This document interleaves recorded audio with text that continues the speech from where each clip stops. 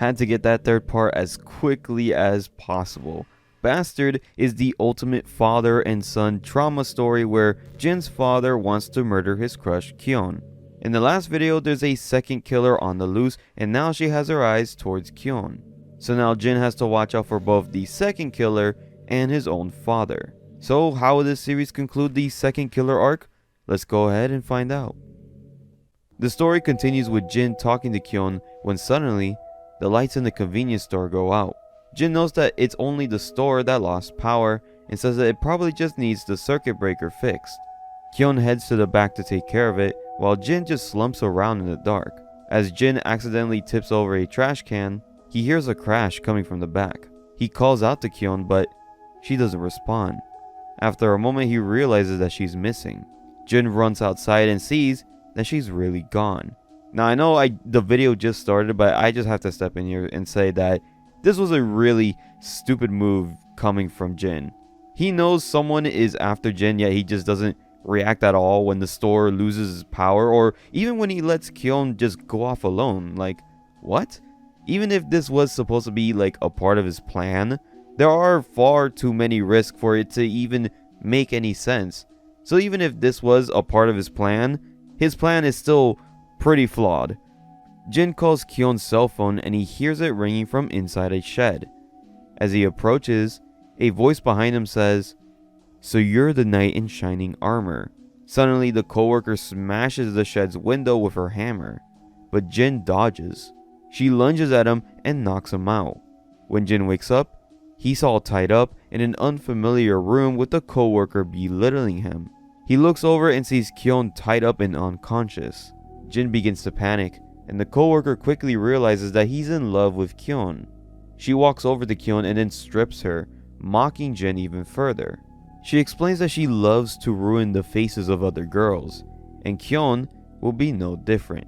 She tries to flaunt Kyun's body at him, but Jin just stays nonchalant. Jin tells her that he doesn't care to see Kyun's body because he's already seen it so many times that he's grown tired of it.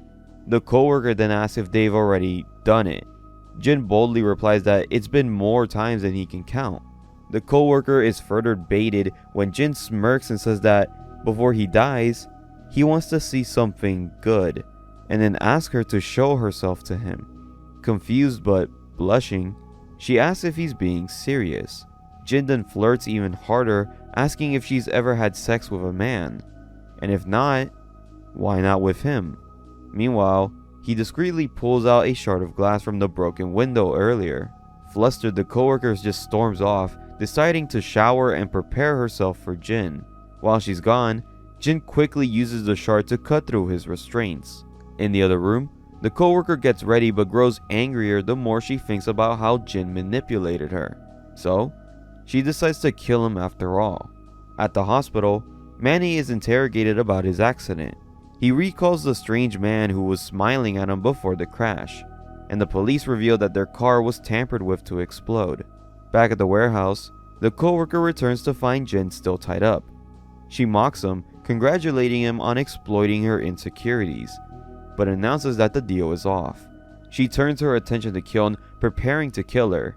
Suddenly, Jin attacks her from behind, having freed himself. He tries to stab her, but she blocks it and swings her hammer, narrowly missing. Jin then lunges forward and bites her arm. As she stumbles back in confusion, Jin punches her square in the nose, pins her to the ground, and then raises the hammer to kill her. The coworker warns him that if he does it, he'll become a murderer too. But Jin doesn't care. He demands to know if she was responsible for the other two murders, but she doesn't answer. Just then, Kyun regains consciousness and then makes eye contact with Jin, silently reminding him of her warning, that if he ever turned bad, she would stop him. Jin hesitates, torn between vengeance and Kyun's words. Finally, he spares the coworker, tying her up instead. He frees Kyun, who softly tells him, "You may be weak, but you're not a bad guy." Jin then breaks down and quietly agrees. The coworker's name is revealed to be Faye. Kyun asks her why she did everything, but Jin interrupts, saying that the people like her never have a reason. The police arrive and take Faye into custody. The next day, Jin and Kyun sit together at a park. Kyun admits that she doesn't know how she'll feel safe walking at night again. However, Jin promises that he'll always be there to protect her. The moment grows a bit awkward as they stare at each other until Kyun laughs, calling him a really good friend. Jin doesn't smile. Instead, he stands up and begins to walk away before turning back. He tells her that he was grateful to be called a friend before, but now he doesn't really like that word anymore. He warns her that he'll give her 3 seconds to slap him, but then he moves in and kisses her. Stunned, Kyun just doesn't even react, but Jin counts to 3, and when she doesn't slap him, he kisses her again. Meanwhile, at the police station, Faya recounts everything about her encounter with Jin's father, Dong-sul. The police interrogate Dong-sul about knowing her, but he insists that he only recognized her as a worker at the convenience store. He claims Faya told him that she was a killer and threatened to murder Jin if he exposed her. The police believe his story, though they ask about Faya's statement that Dong-sul is in love with Kyun. Dong-sul brushes it off, saying that Kyun is Jin's first love, and the police then drop the matter. He leaves the station without any suspicion, confident that no one will believe Faya over him. Later at the hospital, Kyun visits Manny after his accident. Later at school, the principal gathers all the students and staff to address the Faya incident, declaring her responsible for all of the murders, including the ones that Dong-sul committed. Notifications start buzzing on the students' phones, confirming that the suspect had been captured by one of their own students. The principal reveals that the police chief wants to personally award the student who caught her, so he calls up Jin to the stage.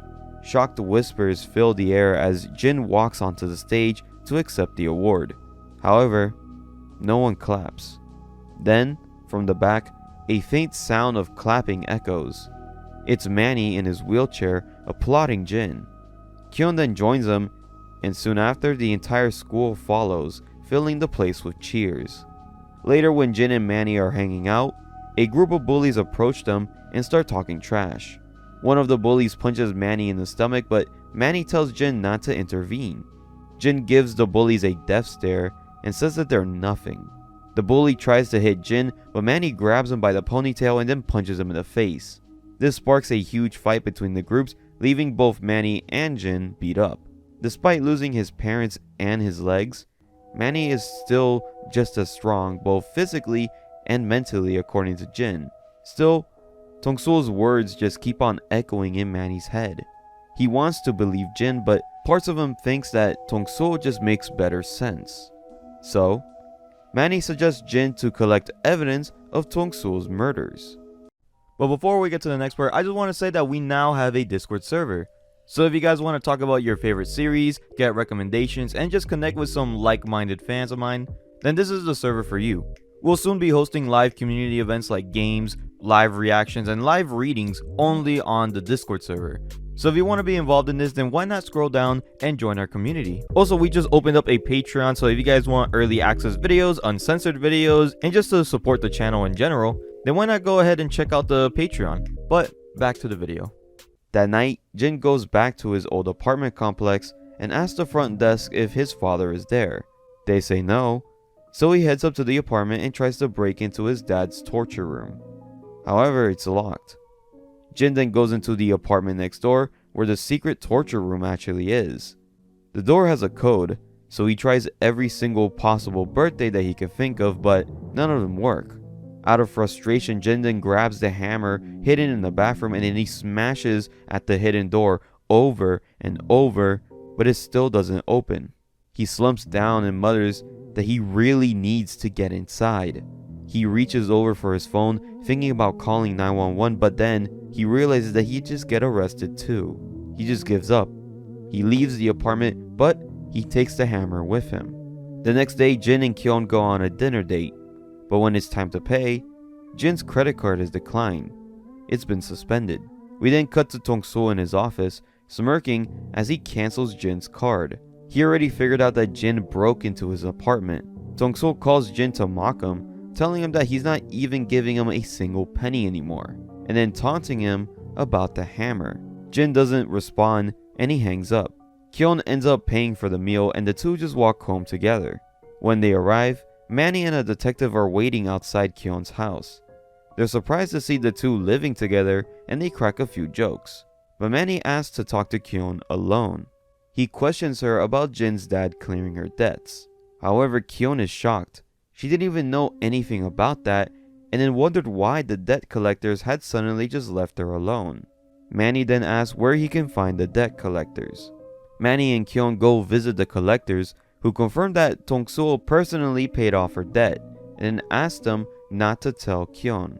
As they're about to leave, one of the collectors mentions a man named Man-dog, who also collects money. The collectors then kick them out, but Manny stays behind to ask about borrowing Man-dog. Later, Kyun confronts Jin outside her house, demanding to know who told them to pay her debt. Jin denies knowing anything about it, but when Kyun asks how he even knew about the debt in the first place, he has no answer. She accuses him of pitying her. Jin just stays silent, which only just makes her angrier. Kyun then kicks him out, telling him to just go back home. Jin says that he can't, but Kyun just calls him childish and a baby. Jin snaps back, yelling that she doesn't know anything.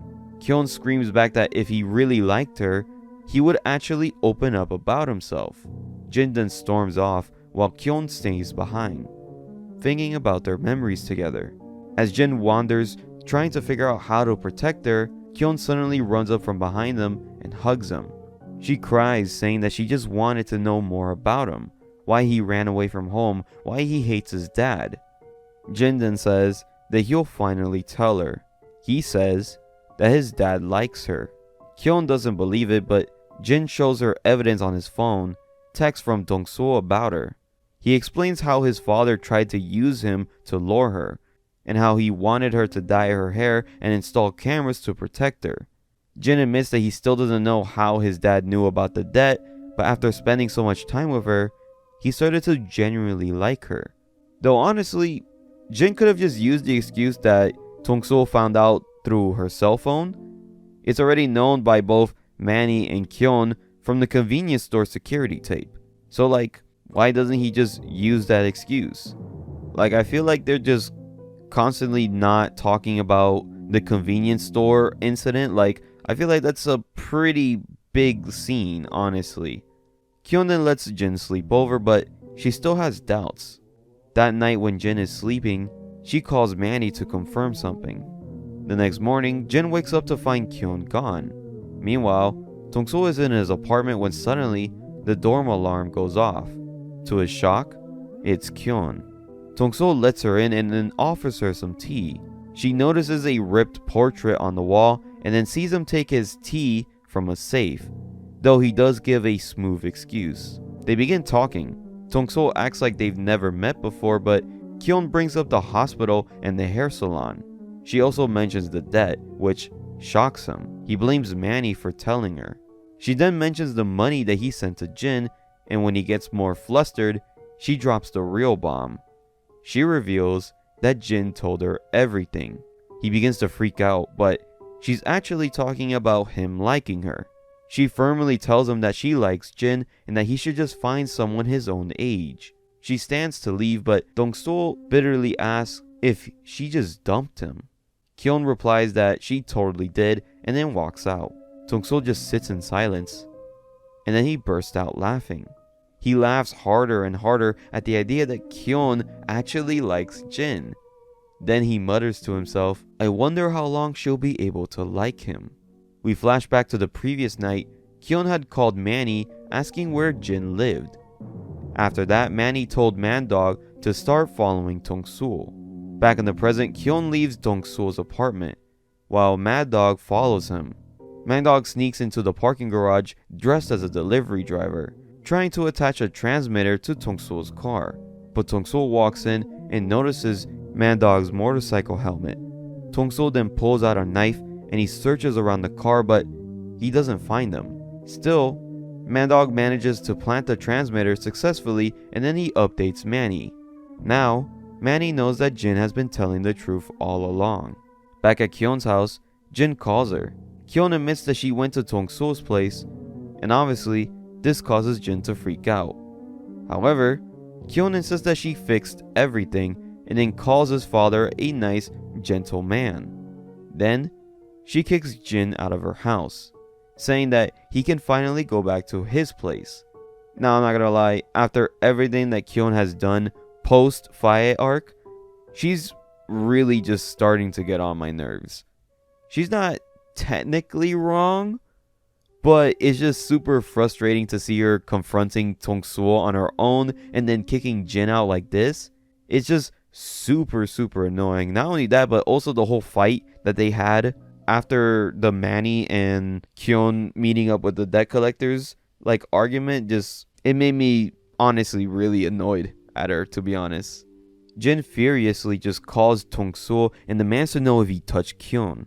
Tongsul says no, but casually adds that she's very smart, cute, and that he wants to hang her upside down and let her blood drip onto the floor. Jin explodes, but Tongsul smoothly claims that he was actually talking about his business partner's assistant. Tongsul then proposes a deal. If Jin helps him get the assistant, then he'll let Kyun go. Later, after a meeting with his business partner, Tongsul returns home to find Jin waiting for him. They sit down and Jin says that he's reached a decision. He'll help him out. Tongsul is shocked. Jin says that this will be the last time, and after this, he will be leaving to live with Kyun. He reminds his father that he once said that he couldn't live without him. Well, now, Jin says that he can, as long as he has Kyun. We then cut to the assistant sitting in a cafe. Jin watches her from a distance and then approaches. He slips a pill into his mouth and it collapses onto her. Panicked, she pushes him off, but sees that there's foam spilling from his mouth. In his thoughts, Jin is apologizing to her. Tongsul watches the whole scene unfold in the distance. He then calls the debt collectors, who confirm that they lied to Kyun and Manny about Tongsul paying her debt in person, just as instructed. Jin is then rushed into the hospital by the assistant. Tongsul bursts into the room, hugging his son and demanding answers. Later, he thanks the assistant for saving Jin's life. Jin interrupts, slyly asking, "Are you really just going to say thanks and that's it? Miss, can I invite you to our house for dinner tonight?" Later, they're walking into the parking lot when Jin tells his father that he might be handling too much with the assistant.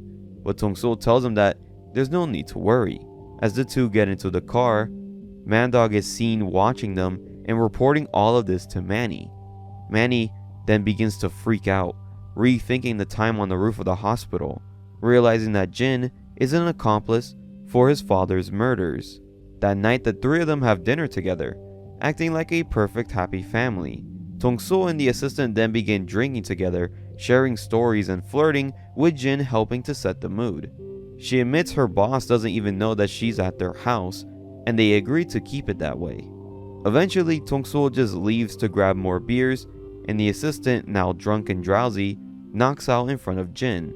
Jin retreats to his room and grabs the hammer, and he begins to carefully wrap it up. As he's doing that, he's telling himself that this is the last time, while also thinking about Kyun's words. He then begins to think about the future with Kyun, all of the dates that they will have, their wedding, and even having a kid together. But just as he's about to leave, his vision then begins to blur. He turns and he sees a shadowy, demon-like version of himself. The figure taunts him, saying that there is no difference between him and his father. Meanwhile, Tongsul enters his torture room looking more excited than ever. At the same time, Kyun takes a cab to Jin's house. She thinks Jin and Tongsul have finally reconciled, but in reality, she's heading there because she got a text from Tongsul saying that they made up and that they're having a welcome home party. And that's where we're going to end this video off. What a crazy cliffhanger moment. Manny has just found out about Jin's secret, and now Kyun is in danger of being murdered by Tongsul. This is the most excited I've been reading this series, and I can't wait to read the last 21 chapters of this series. On September 19th, mark down your calendars, ladies and gentlemen, for the finale of Bastard. But remember to join our Discord, Patreon, and YouTube membership. The links will be in the description below. And if you like more horror videos like this one, then why not scroll down and hit that subscribe button. But I'll be seeing you guys in the next video.